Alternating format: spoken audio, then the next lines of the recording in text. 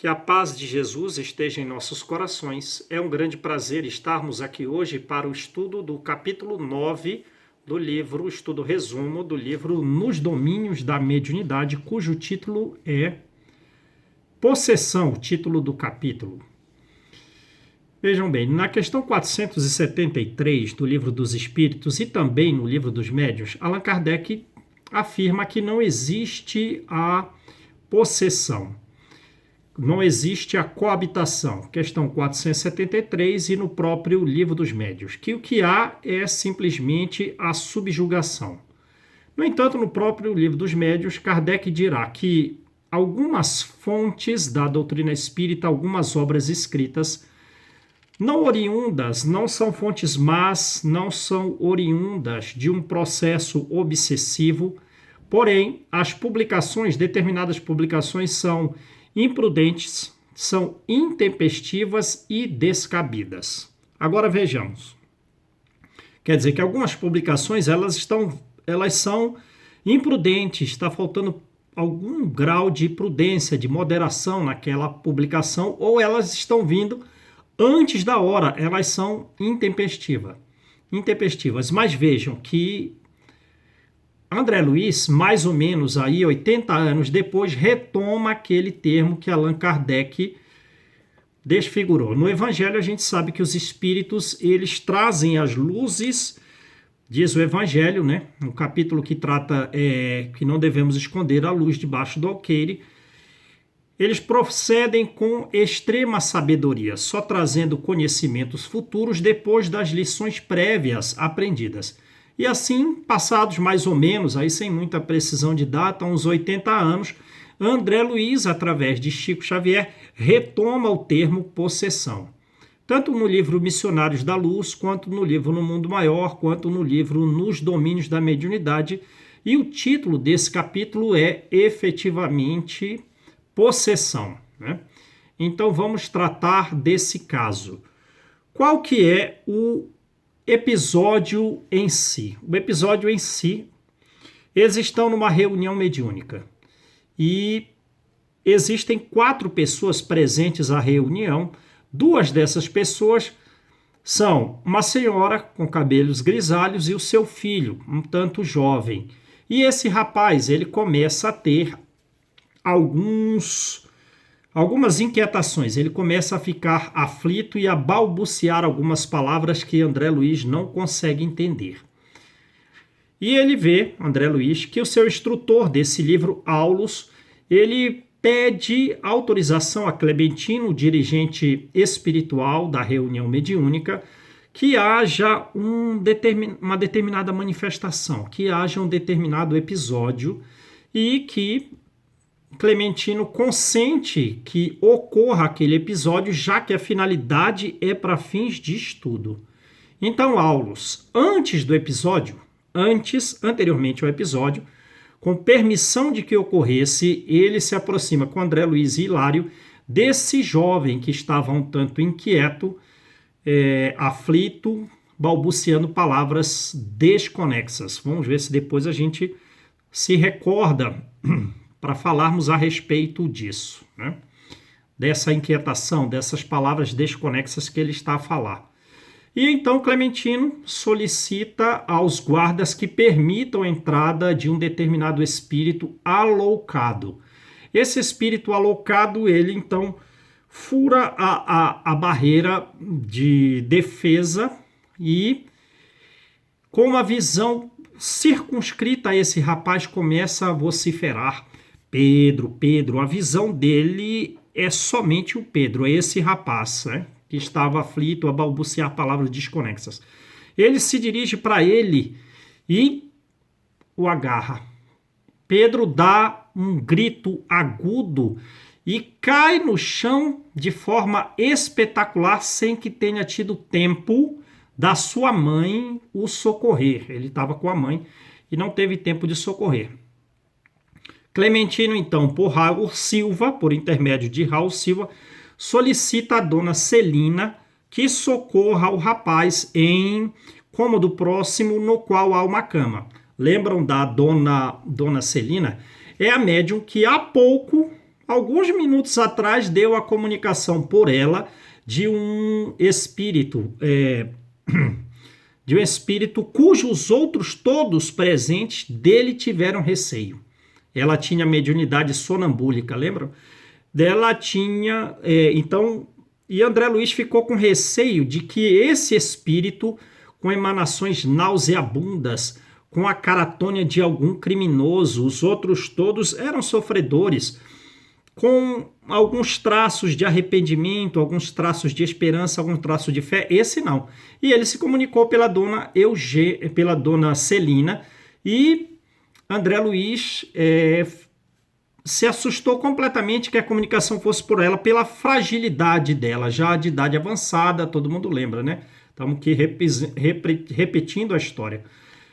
Pela debilidade física dela, ela vai socorrer aquele que era o mais trevoso, que todos os presentes tinham receio dele. E ela, que nem recebeu o auxílio de Clementino para dar aquela comunicação mediúnica, está agora, em minutos, socorrendo esse rapaz, que é levado para um outro local.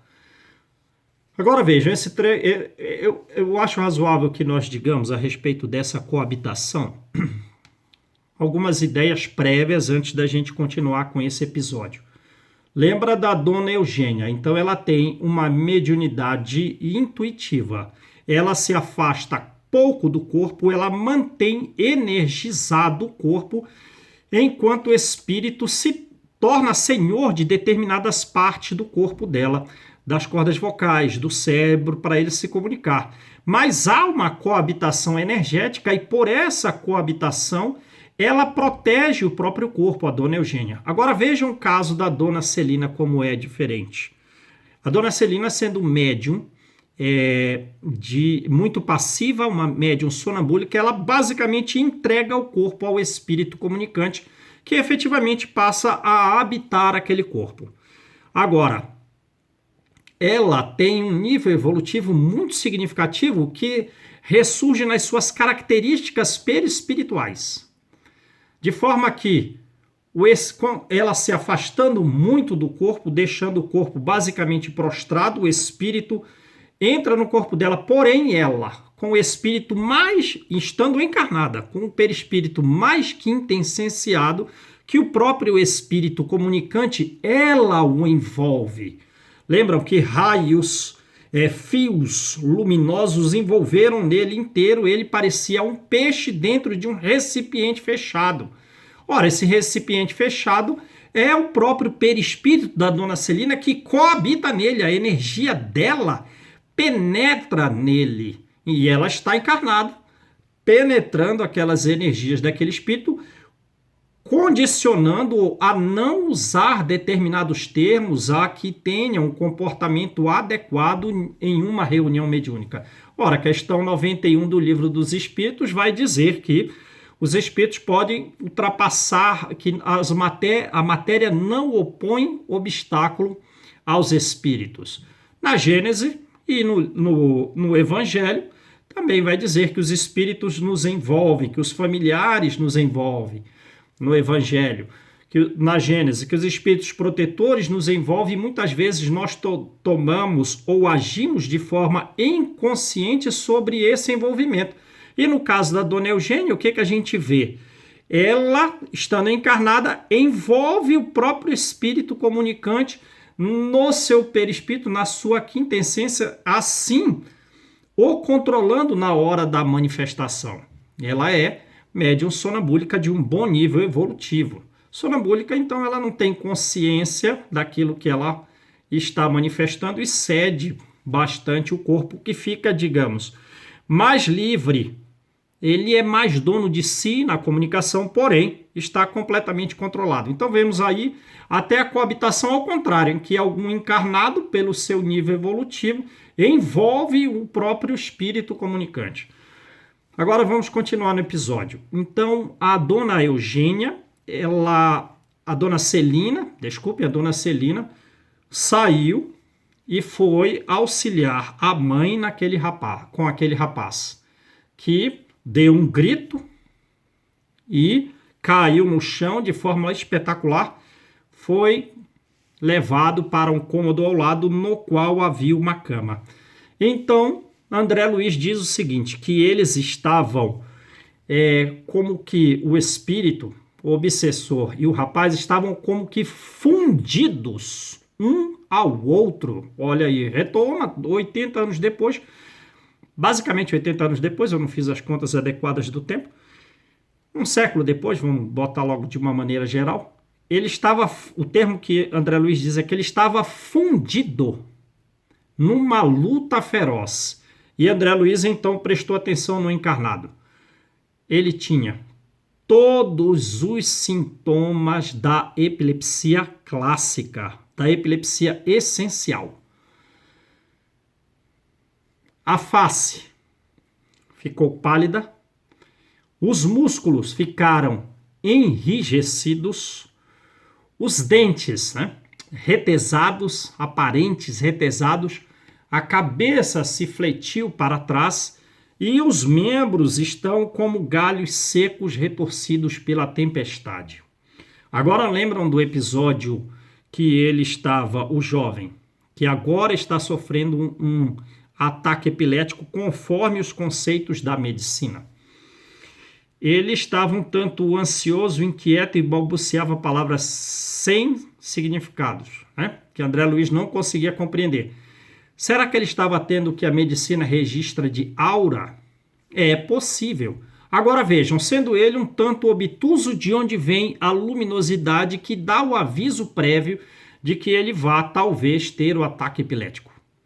Ora, a gente sabe do envolvimento dos espíritos protetores, que nos avisam. Agora, como a aura não é um fenômeno, digamos assim, corriqueiro, constante, frequente, que jamais falhou, os registros médicos é que há casos em que há aura, em que aparece o aviso prévio de que o epilético deve tomar cuidado, ele pode ter tempo, sabendo que o acontecimento ocorrerá, pode ter tempo de se sentar, de se proteger, para evitar consequências mais graves do ataque. Então vejam, o envolvimento, de onde vem a aura? Provavelmente, eu tenho que colocar esse advérbio, provavelmente vem dos espíritos protetores, porque sendo o espírito um tanto obtuso, a luz, com aviso prévio dos fatos que ocorrerão, não vem dele. Não é a comunicação não é a comunicação do instinto que Allan Kardec vem nos dizer no livro A Gênese, que sendo a comunicação instintiva relativa a todas as espécies, que tem uma unidade de vista, tem uma unidade de conjunto para todas as espécies desde o tempo da criação, com a certeza da obtenção dos resultados, tanto para animais quanto plantas. Uma comunicação que nunca falhou. Ora, uma comunicação genérica dessa forma, uniforme, que jamais falhou, não é uma comunicação um tanto de espíritos individualizados. Ela exige uma visão completa do conjunto, um pensamento único e, por consequência, Kardec chega à conclusão de que as comunicações instintivas são comunicações divinas de Deus para com as suas criaturas. Ele diz também que não resolve basicamente toda a questão, que ainda há muito a aprofundar nesse sentido, mas traz essas conclusões significativas para nós. Porém, no caso da aura, há alguma similitude, mas não é uma comunicação divina, já que nem todo epilético tem o episódio da aura, E, às vezes, a comunicação não é tão adequada. Então, mostra uma certa proteção, porém, de personalidades individuais. Não é como a comunicação instintiva, que jamais falhou e sempre esteve presente em todas as espécies conforme as suas distintas necessidades. Dito isso, então vamos continuar com o episódio. Então ele está, o jovem, palidez facial, rigidez muscular, os dentes cerrados, cabeça fletida para trás e os membros distorcidos. E nesse momento a mãe e a Dona Eugênia estão colocando na cama realizando preces para ele, colocando o jovem na cama. E de repente começa a segunda face. A palidez facial dá origem a uma face congesta, uma face com concentração de sangue venoso e ele está com vermelhidão. A rigidez muscular, da rigidez muscular começam as convulsões e os olhos em reviravolta contínua. A respiração se torna ofegante, a respiração angustiada e há um relaxamento dos esfíncteres. É a segunda fase.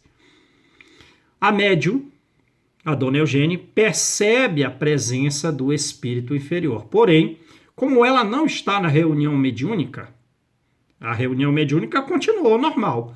Ela não está na reunião mediúnica, ela toma cuidado para não se apassivar e poder ali auxiliar. Então ela não se apassiva, ela toma cuidado para que isso não ocorra. E percebendo a presença do espírito inferior, médium inferior, né?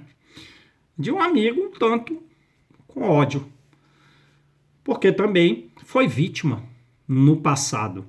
Então ela está percebendo a presença dele e tenta dialogar com ele, mas as tentativas são infrutíferas, ele nem ouve. Ele está efetivamente com visão circunscrita ao encarnado, vociferando palavras, vociferando agressões, xingamentos, pedindo o cumprimento da justiça e que ele a realizará com as próprias mãos. Depois de um tempo, Dona Celina percebe que o diálogo não está gerando os frutos, o que Aulos já esperava que ela assim concluísse, e Aulos faz por intermédio dela uma prece a Deus, pedindo para ambos, né? Pedindo uma intervenção divina para o caso. Ora, o que acontece então? Fluidos anestesiantes que passam pelas mãos dela. Então vejam, o médium tem que estar sempre preparado, né? Ou tem que buscar estar sempre preparado. Fluidos anestesiantes luminosos partem da mão dela e atingem de imediato a ambos, eles que estão fundidos numa luta feroz. André Luiz diz que o espírito estava entranhado no corpo dele. E aqueles fluidos anestesiantes já causam uma sonolência no espírito que, por consequência, automaticamente se afasta da vítima, do obsidiado, que também entra num estado mais profundo ainda de um sono reparador.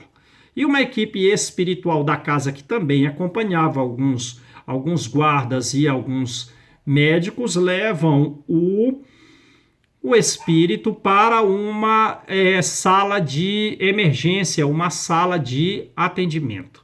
Esses são os fatos acontecidos e depois de um tempo a gente vai ver a dona Celina ofertando água para a mãe do rapaz. Agora, vamos às explicações do caso. O que se trata desse problema? Aulos toca demoradamente a mão na cabeça do espírito e ele vai dizer: o caso é de possessão completa ou de epilepsia essencial. Então vejam, retoma aquele termo que Allan Kardec achou e com os próprios espíritos colocaram na questão 473, ainda não era hora de ser utilizado aquele termo. Mas eles retomam, passado algum grau de aprendizado das primeiras lições, retomam o termo possessão. Então é um caso de possessão completa ou de epilepsia essencial. Bom, é um fenômeno mediúnico? Pergunta, é um fenômeno mediúnico?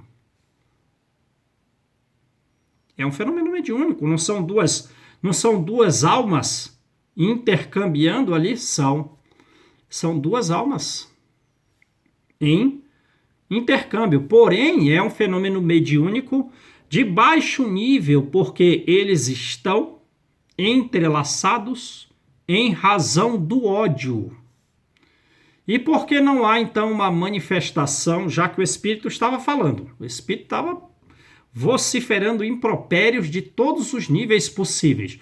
Por que que ele, então, não deu uma manifestação como um médium sonambúlico, já que ele estava entranhado no corpo do jovem? Por que que ele não se comunicou pelo corpo do jovem? Primeiro que ele domina o espírito e o corpo. E o espírito está tendo a convulsão. E nesse estado, o instrumento se tornou empastado de uma energia negra escura. Está inutilizável, tanto para o encarnado quanto para o espírito desencarnado.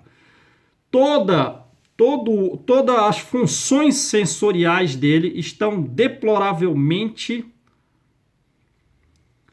impossíveis de serem utilizadas. O córtex cerebral, toda a camada periférica de massa cinzenta do cérebro está imerso em uma energia tóxica escura. E todo o encéfalo, o cérebro, o cerebelo trocoencefálico. Então, a parte motor completamente desequilibrada. A parte da sensibilidade completamente. Não tem equilíbrio. O cerebelo está empastado de uma energia tóxica negra escura. A área de Wernicke, a área de Broca, enfim, todo o encéfalo dele. Até o tronco encefálico. Então, o instrumento está inadequado para que haja o verbalismo pela boca do médium. Mas é um fenômeno mediúnico, porque duas almas estão intercambiando ali. Porém, pela inutilização do corpo físico coberto de substâncias tóxicas escuras, não há uma manifestação psicofônica. Mas, se estivéssemos desencarnados, ouviríamos tudo o que o espírito está a dizer. Então, o rapaz é um médium. É um médium. Ele é um médium. Porém, antes de ser médium, ele está doente, necessitando de tratamento. E, além de tudo, ele tem que ser o médico de si mesmo. Ele tem que procurar reparar, ele tem que procurar curar-se. E depois de uma melhoria íntima, a mediunidade pode surgir de uma forma mais cristalina.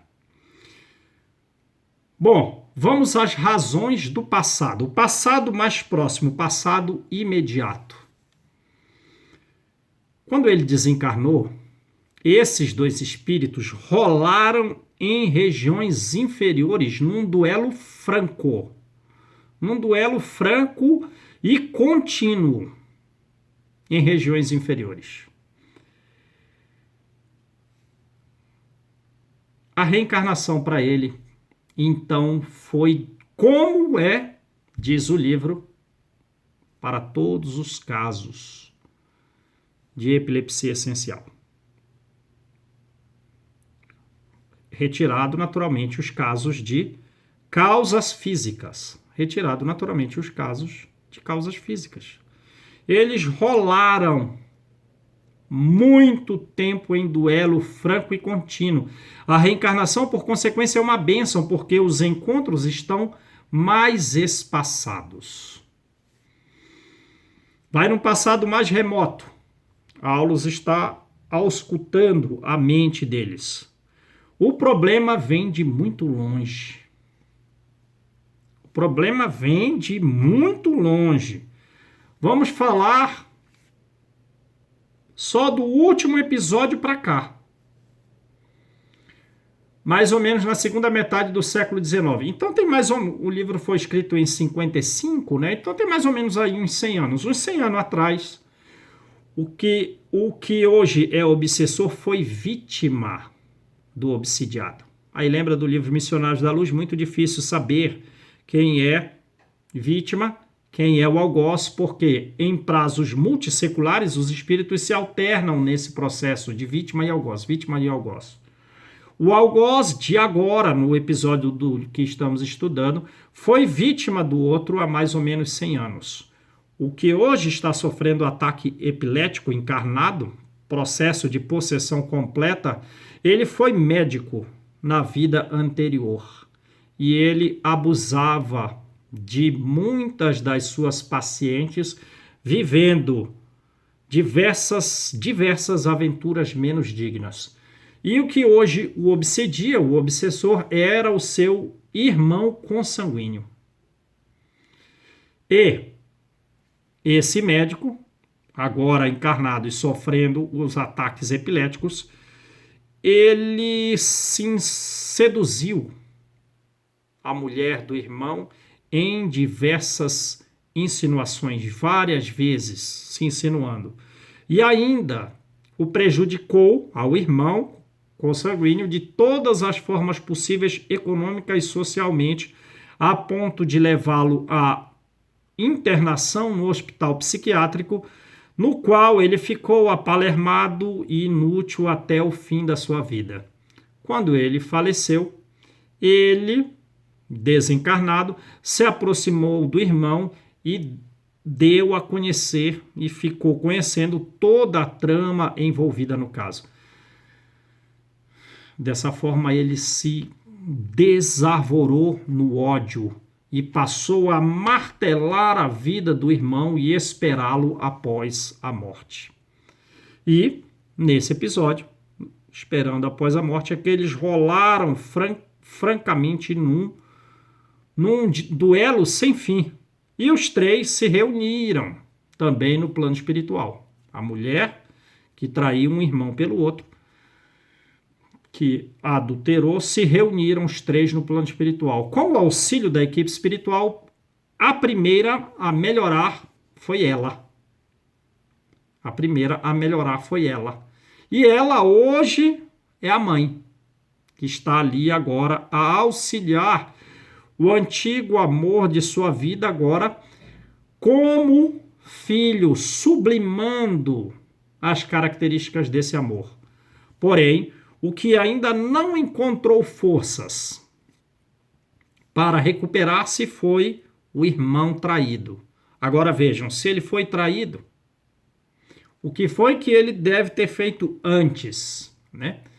Mas ele ainda não conseguiu forças para se recuperar e continua obsidiando um irmão, vampirizando, sugando-lhe as energias. É esse o caso. É esse o caso retratado no livro Nos Domínios da Mediunidade, que nós estamos estudando agora, o capítulo 9. Então vamos lá. Conclusões a respeito do caso. De maneira genérica, somos forçosamente obrigados a penetrar no inferno que criamos para os outros, para que soframos o fogo afligente que causamos nos outros. É obrigatória a nossa entrada no inferno que causamos aos outros, para que sintamos o fogo da aflição que fizemos os outros sofrer. Então, não se engana a justiça, não se engana. A reparação pode ser postergada, mas a reparação é certa. E a cura do episódio do livro? Essa foi uma conclusão genérica para todos nós. E a cura do episódio do livro? Primeiro, quanto tempo? Ninguém sabe. Depende da vontade deles, principalmente do que está encarnado, porque o outro está num processo de ódio. Depende muito dele a necessidade, o esforço para vencer. Porém, como Em contato com a casa espírita, ela vai lhe propiciar forças para que ele se regenere e abrevie o processo expiatório. Em contato com orientadores evangelizados, ele adquirirá estímulos e valores de forma que ele possa compreender e servir, modificando assim o seu mundo mental. Porque eles estão tão imantados um ao outro que a modificação mental de um, a melhoria de um pensamento de um, vai repercutir imediatamente na melhoria de ambos. Pela união em que eles se encontram, pela imantação tão significativa que eles estão, o pensamento, a melhoria do pensamento de um vai implicar a melhoria do pensamento do outro. E essas sementes de luz jamais serão perdidas. Então, quando o encarnado se converter ao bem, ele também converterá o próximo, o outro.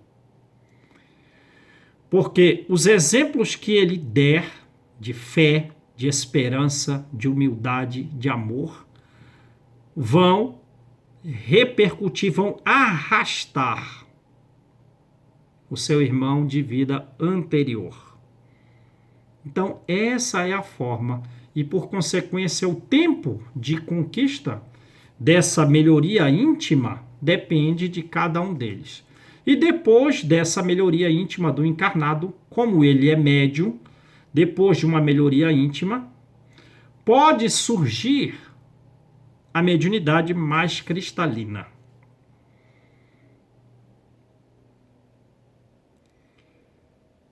Conclusão genérica com relação aos médiuns, a nós médiuns. Para formar um médium de um bom instrumento na mão dos espíritos superiores, para a formação de um médium que seja um bom instrumento na mão dos espíritos superiores, demanda tempo, demanda esforço, demanda sacrifício, demanda coragem para formar os médiuns. E demanda também o quê? Amor e devotamento. Nós não queremos que os espíritos superiores sejam a nós, sejam conosco amorosos e devotados. Também devemos ser como a dona Celina é. Amorosa e devotado com os espíritos mais inferiores que assustam até André Luiz, que assustam até os outros espíritos